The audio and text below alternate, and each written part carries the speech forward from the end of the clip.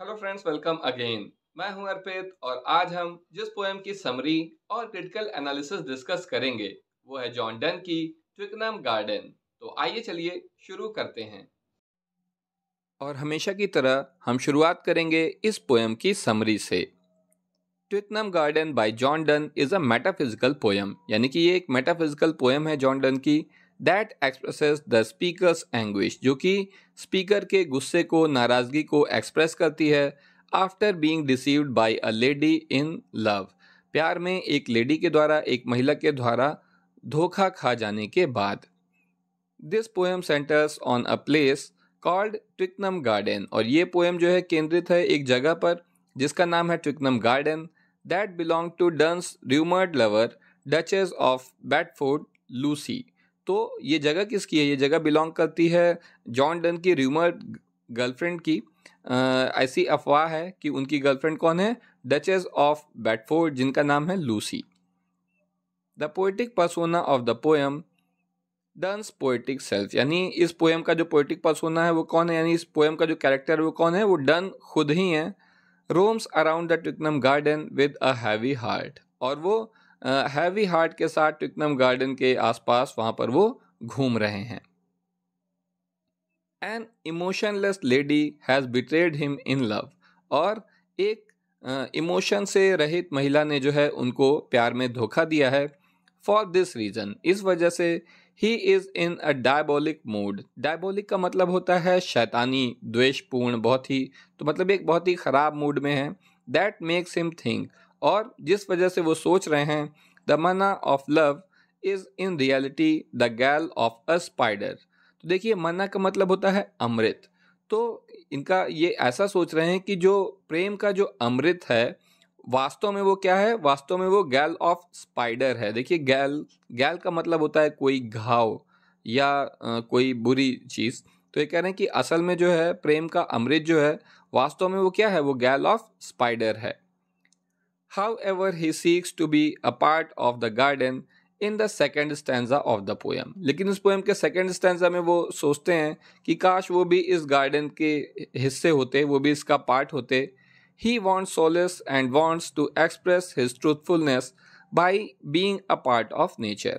तो एक तो उनको थोड़ा सुकून चाहिए, थोड़ी शांति चाहिए, और वो क्या चाहते हैं? वो एक्सप्रेस करना चाहते हैं अपने ट्रूथफुलनेस को, अपनी ईमानदारी को, by being a part of nature, nature का एक हिस्सा होकर। इन द लास्ट सेक्शन, और इस पोएम के आखिरी सेक्शन में, his anguish steps up to his witty head, उनका जो गुस्सा है वो उनके सिर पर पहुंच जाता है, उनके दिमाग में पहुंच जाता है, जो कि ऑब्वियसली विटी है। एंड मेक्स हिम से, और इस वजह से वो कहते हैं, that his love is way better than all the lovers, कि उनका जो प्रेम है वो बाकी सभी प्रेमियों से कहीं बेहतर है। लास्टली ही मॉक्स द लेडी, और उसके बाद वो लेडी को एक तरीके से चिढ़ाते हैं, क्या कह के? As a member of the perverse sex. देखिए, परवर्स का मतलब होता है भ्रष्ट या दोषी। तो जैसे आप जानते हैं दो जेंडर होते हैं, मेल फीमेल, तो ये कह रहे हैं कि लेडी जो है वो मेंबर है परवर्स सेक्स की, यानी ऐसे जेंडर की जो कि दोषी है, जो कि गलत है। And says her apparent truthfulness kills him, और वो कहते हैं कि ये जो लेडी है उनकी जो अपेरेंट ट्रूथफुलनेस है, ट्रूथफुलनेस मतलब ईमानदारी, अपेरेंट मतलब जो देखने में लगती है कि ईमानदारी है, असल में है नहीं, तो जो उनकी अपेरेंट ट्रूथफुलनेस है वो उन्हें जो है उनकी जान ले रही है। तो दोस्तों, ये थी इस पोएम की समरी। अब हम इसका क्रिटिकल एनालिसिस देख लेते हैं। तो सबसे पहले हम डिस्कस करेंगे इस पोएम की थीम को।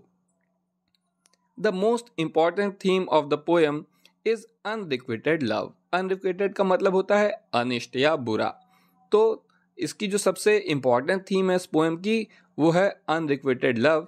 The poet also employ several themes. इसके अलावा पोएट ने और भी बहुत सी थीम्स का इसमें इस्तेमाल किया है, such as frustration, anguish, love, appearance versus reality and natural beauty. तो ये क्या थीम है? फ्रस्ट्रेशन है, एंग्विश मतलब गुस्सा, लव मतलब प्रेम, आप जानते ही हैं, अपीयरेंस वर्सेस रियलिटी की क्या चीज़ हमको सामने दिखाई देती है और सच्चाई उससे कितनी अलग है। एंड नेचुरल ब्यूटी, क्योंकि ये गार्डन में घूम रहे हैं तो नेचर में उनको थोड़ा सुकून मिल रहा है, तो नेचुरल ब्यूटी भी यहाँ पर है। मोर ओवर, इसके अलावा the poet also presents the theme of natural beauty. Poet जो है नेचुरल ब्यूटी की थीम को प्रेजेंट करते हैं, दैट समहाउ गिव्स सोलेस, जो कि उन्हें सुकून देती है, to the speaker's heart, speaker के दिल को। Most importantly in this poem the speaker also talks about the nature of love. और सबसे खास बात यह है कि इस पोएम में स्पीकर जो है वो नेचर ऑफ लव के बारे में बात करता है इन एन एंग्री वेन, यानी कि बहुत ही नाराज़गी भरे तरीके से, प्यार से नाराज़ होकर ही उसके बारे में। आमतौर पे आप देखेंगे किसी भी पोएम में प्यार के बारे में अच्छी अच्छी बातें कही जाती हैं, लेकिन यहाँ पर जो पोएट है वो प्यार के बारे में बहुत ही नाराज़गी में बात कर रहा है। तो ये भी इस पोएम की बहुत बड़ी खासियत है। अब हम इसका स्ट्रक्चर देख लेते हैं। There are a total of 3 9-line stanzas in Twickenham garden. तो यानी कि जो ट्विकनम गार्डन पोएम है इसमें 9 लाइन के 3 स्टैंजा हैं। More over the rhyme scheme of the poem is quite interesting. इसके अलावा इसकी जो राइम स्कीम है वो भी काफ़ी इंटरेस्टिंग है। एंड इट इज़, और ये क्या है, AB BC CD D। The overall poem is compose of iambic pentameter. और ये पूरी पोएम जो है ये आयम्बिक पेंटामीटर में कंपोज है and iambic tetrameter. Iambic tetrameter का इस्तेमाल है ऑल्टरनेटिवली, एक के बाद एक। However there are few metrical variations, लेकिन इसमें कुछ मेट्रिकल वेरिएशन भी हैं, कुछ वेरिएशन का भी इस्तेमाल किया गया है। अब हम इस पोएम के लिटरेरी डिवाइसेस को देख लेते हैं। Done uses several literary devices in this metaphysical lyric poem, यानी कि जॉन डन ने इस मेटाफिजिकल लिरिक पोएम में बहुत से लिटरेरी डिवाइसेस का इस्तेमाल किया है। The poem begins with a metaphor. ये पोएम शुरू होती है एक मेटाफर से, इन ब्लास्टेड विद साई। और ये मेटाफर क्या है, ब्लास्टेड विद साई। साई का मतलब होता है आह। तो आह मतलब जो है जैसे कोई बहुत दुखी है तो वो आहें भर रहा है। आमतौर पे गानों फिल्मों में ऐसा देखा होगा आपने। तो ये क्या है, ब्लास्टेड विद साई। तो यहाँ पर ये कह रहे हैं कि इनकी आहें जो हैं वो कैसी हैं, वो ऐसी हैं जैसे कि कोई बम फट रहा हो, इस तरीके की। तो ये एक मेटाफर है।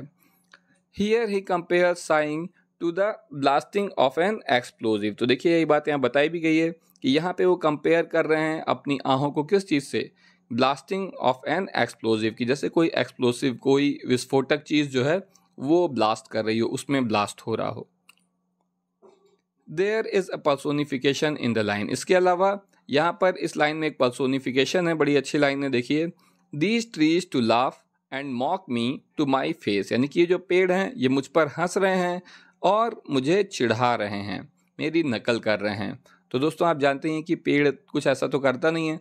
पर्सोनिफिकेशन मैंने आपको लास्ट वीडियो में बताया था कि जब हम किसी निर्जीव चीज़ को या किसी ऐसी चीज़ को जो इंसान नहीं है उसे ह्यूमंस एट्रीब्यूट देते हैं तो उसे पर्सोनिफिकेशन कहा जाता है। Thereafter in the third stanza, इसके बाद थर्ड स्टैंजा में the poet uses a metonym for tears in love's wine. इसके बाद जो है थर्ड स्टैंजा में जो है पोएट यूज कर रहे हैं एक मेटोनिम का, जो क्या है, tears in love's wine. Moreover this stanza contains epigram and irony as well. इसके अलावा इस स्टैंजा में एपिग्राम और आयरनी का भी इस्तेमाल किया गया है। अगर ये वीडियो आपके लिए यूजफुल है तो इसे लाइक करिए और अगर मन करे तो चैनल भी सब्सक्राइब कर दीजिए। आज के लिए बस इतना ही। Thank you.